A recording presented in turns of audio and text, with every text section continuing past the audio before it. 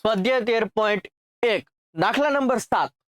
Okay, હવે જો આ પોઈન્ટ વાળો છે એટલે તમે બધા મૂંઝાતા હશો, પણ મૂંઝાવાની જરૂર છે નહીં. મજા આવે એવો દાખલો છે, બરોબર છે. તમારે ખાસ ધ્યાન એટલું રાખવાનું છે કે તમને એમ કહે ને કે ભાઈ કાંઈ કહે નહીં ને તો તમારે પદ વિચલનથી દાખલો ગણવાનો છે. બાકી તમે ગુણાકાર કરીને તકલીફમાં પડી જશો, હાથે કરીને ટાઈમ વેસ્ટ થશે.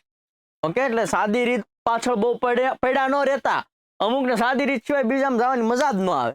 હાથે કરીને ઉડતું તીર નાખે, બરોબર. એટલે ખાસ ધ્યાન રાખજો કે હું તો તમને 3 રીત કરાવું છું. એનું મોટિવ એટલું જ છે કે તમને 3 રીત આવડે. બધા દાખલા કરાવું છું. પાછું એવું નહીં કે ભાઈ આ તમે તમારી રીતના કરી નાખજો, બરોબર છે. બધા દાખલા બધી મેથડથી આપણે કરાવીએ છીએ. જોઈએ તમારું હિત થાય એવું ઈચ્છીએ છીએ. ચલો આપણે પેલા સાદી રીતે કરીએ કે શું છે ભાઈ. સાદી રીતે આપણે આ પેલો દાખલો જે છે એ કરીએ છીએ. તો સાદી રીત વાળો દાખલો છે તો શું છે, 0 થી 0.004, 0 થી શરૂ કરીને 0.24 સુધી જવાનું છે. ઓકે, વર્ગો શું છે કે ભાઈ 0 થી શરૂ કરી અને 0.04, 0.04 થી લઈને 0.08, 0.08 થી લઈને 0.12, 0.12 થી લઈને 0.16, 0.16 થી લઈને 0.20 અને 0.20 થી લઈને 0.24. આવું કંઈક છે. ઓકે, એફઆઈ શું છે જોઈ લઈએ. 499,242, 499,242. ઓકે, 499,242, 499,242 આવું કંઈક છે. તો 4 ને 9 13, 13 અને 9 22 ને 2 24 ને 4 28 ને 2 30 છે. એન કેટલો છે? 30. એક્સઆઈ આની વચ્ચેનો નંબર 0 ને 4 ની વચ્ચે 2 આવે એટલે 0.02, 8 ને 4 ની વચ્ચે 6 આવે 0.06, 8 ને 12 ની વચ્ચે 10 આવે 0.10, 0.14, 0.18, 0.22. હવે એફઆઈ એક્સઆઈ નો ગુણાકાર ખાસ ધ્યાન રાખજો. 4 દુ 8, 0.08, 9 છક 54, 0.54, 9 દા 90, 0.90, 14 દુ 28, 0.28, 18 ચોક કેટલા થશે ભાઈ? જો અહીંયા આમ કરી નાખવાનું કે 4 8 32 નો બગડો વધી આવી 3, 4 1 4 ને 3 72, 18 ચોક 72, 22 દુ કેટલા થશે? 44. અને હવે આ બધાનો સરવાળો કરવાનો છે. 8 ને 4 12 ને 8 20 ને 2 22 ને 4 26 નો છગડો વધી આવી 2, 2 ને 5 7 ને 9 16 ને 2 18 ને 7, 18 ને 7 થશે 25 ને 4 25 ને 4 29 નો નવડો વધી આવી 2, 2.96 થયું એફઆઈ એક્સ. સૂત્ર શું છે? x bar is equal to sigma FI XI ના છેદમાં n. 2.96 ને તમારે 30 વડે ભાગવાનું.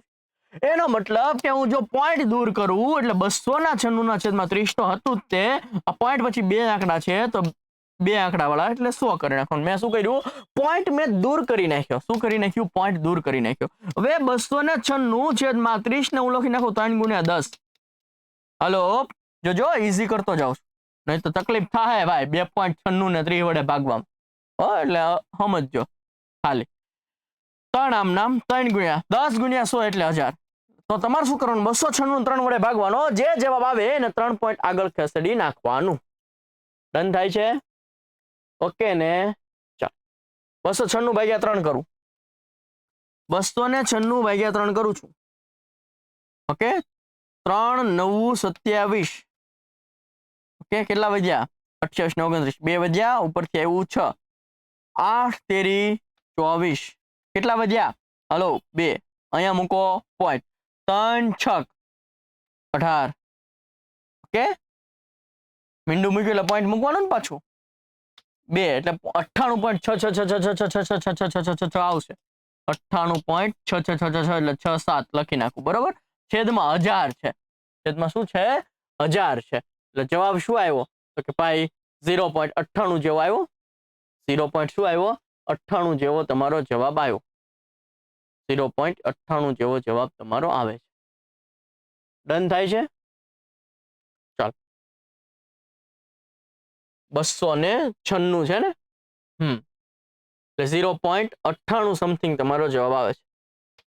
0.098 આવે છે ને, જો અહીંયા 3 મીંડું છે, 3 0 છે, 1 2 અને પછી આગળ કઈ નહીં 0 અને પછી પોઈન્ટ મૂકવાનું. 0.098 6 7 આવું કંઈક આવે છે. હવે તમારે આ નો લખવું હોય તો આ આગળનું નો લખવું હોય તો આના આગળના નંબરમાં એક વધારી દેવાનું, 0.099 થાય. આ બંને જવાબ તમારા શું થાય? સાચા થાય. ખબર પડે છે? અહીંયા પોઈન્ટ હતો, અહીંયા કેટલા મીંડા છે? 3 મીંડા છે, તો 3 આંકડા પછી પોઈન્ટ મૂકવાનો, એટલે કે 1 2 3 પછી મૂકવાનો પોઈન્ટ, એટલે તમારો જવાબ આવે 0.099. ડન થાય છે? ચલો આનો દાખલો ગણીએ છીએ આપણે ધારેલા મધ્યકથી. વર્ગો શું છે? 0.00 થી 0.04, 4 નો ગેપ છે ને ભાઈ, ચેક કરી લઈએ. ઓકે ચલો 0.04 થી 0.08, 0.08 થી 0.12, 0.12 થી 0.16, 0.16 થી 0.20, 0.20 થી 0.24. ક્યાં સુધી છે એકવાર ચેક કરી લઉં ને. ઓકે 24 સુધી છે તો વાંધો નહીં. હવે આવે છે FI. FI શું છે? 499 242, 499 242. અહીંયા તમને n મળે છે 30, બરોબર છે ને? હાલો ઓકે ચાલ. હવે આવે છે XI, એટલે કે આ બંનેનો વચ્ચેનો નંબર.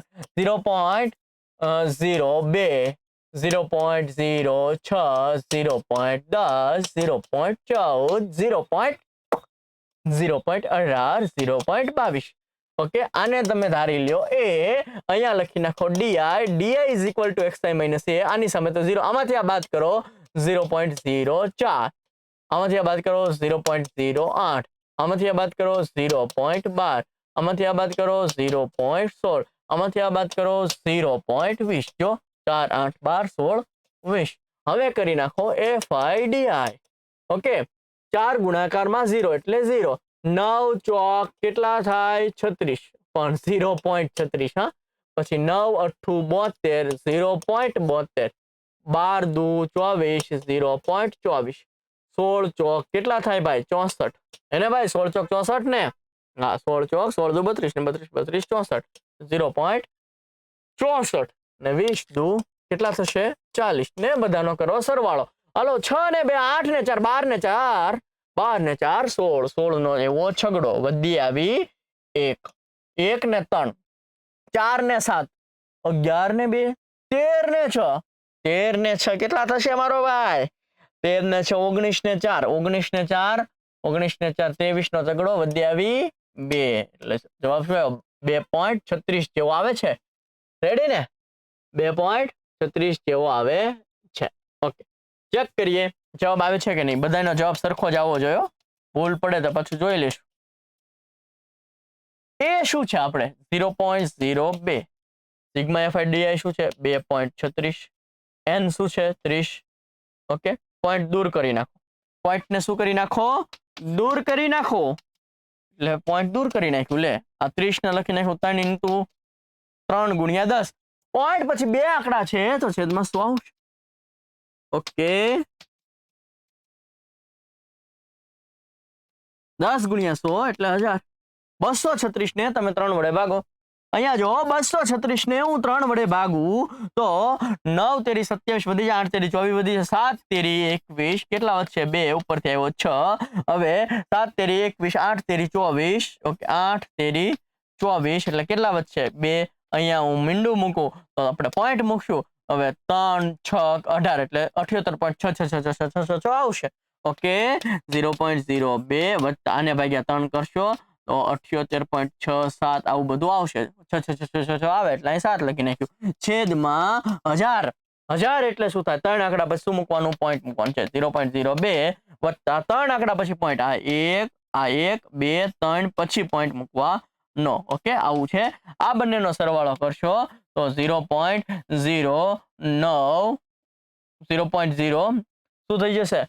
ઓકે આપણે આટલું જ કરીએ. 7 ને 0.0 9 8 6 7 આવું થશે. આ બેન સરવાળો કરશો એટલે તો એપ્રોક્સિમેટલી આ બધું ન લખવું હોય તો 0.099 તમે લખી શકો. તો આ જવાબ પણ સાચો પડે, આ જવાબ પણ શું પડે?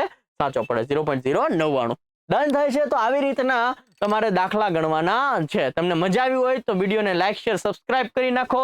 એકવાર આ વિડીયો જોઈ લ્યો, પછી મળીએ છીએ નેક્સ્ટ લેક્ચર સાથે.